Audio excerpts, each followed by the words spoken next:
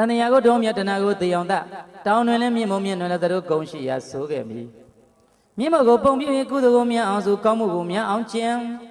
တတ္တဝါကောင်းမကောင်းအကြောင်းကံကသာစီမံတော့သည်ကံတန်လည်းမိကံတန်လည်းပါဆိုတာကတော့လောကစကား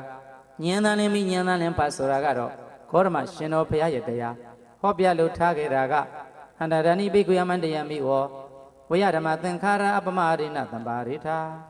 ဘိက္ခုစပန်းတဲ့ချက်သားမြတ်တို့ဟန္တာတတ္တ80ဝါ45မယမနာပဲတရားရည်မြိုက်စေကိုတိုက်ကြွေးတော်မူခဲ့ရသဖြင့်ခန္ဓာတော်ယင်တော်ရင်ငါကိုယ်တော်ရှင်မြတ်တကယ်ပင်ပင်မခဲ့ရလေပြီဒါနေယခုကကာလ၌ဝါကောတိနာယုံပြမျိုးဆုံးသည်ရေကုံတမောအင်းရင်တော်ဝဲမြောက်တော်အုတ်ကောင်းပြုကာထီပေါင်းချင်းရင်နန်းနိဗ္ဗာန်သို့ဝန်ဆံပြီးဆဲဆဲချိန်ကားရ၌ဟောယင်သူယရဏသတ္တလျာဟုကရုဏာတတ္တသင်္ချစ်သားတို့အား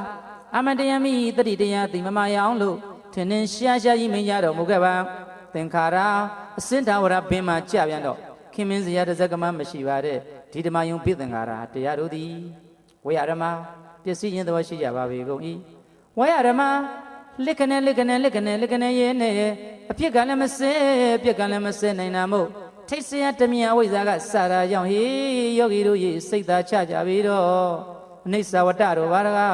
ဒုက္ခဝတ္တတို့ဘာရကအနတ္တဝတ္တတို့ဘာရကအပမရိဏမမိမလျောမပေါ်မစမြင်းမြန်တဲ့တတိတရားဖြင့်သံပါရိတကိုစီကိုငါပြည့်စုံကြပါကုန်လောသံပါရိတ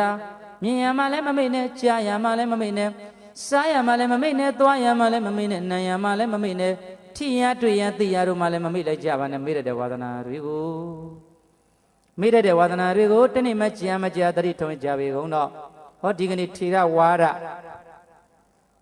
ဘုရားသာသနာတော်ကြီးကိုထိန်းသိမ်းစောင့်ရှောက်ရအသင်းရဲ့ထေရဝါဒထူတရားဝဲကျင့်ပရဣဌာနတို့တရားတော်နဲ့ကြွတော်မူလာကြကုန်သောလူရှင်ပေါင်းသူတော်ကောင်းတို့သည်အပမရာခောသူတော်ကောင်းတရားကိုလက်ကိုင်းထားနိုင်ကြပါစေကုန်တော်တည်း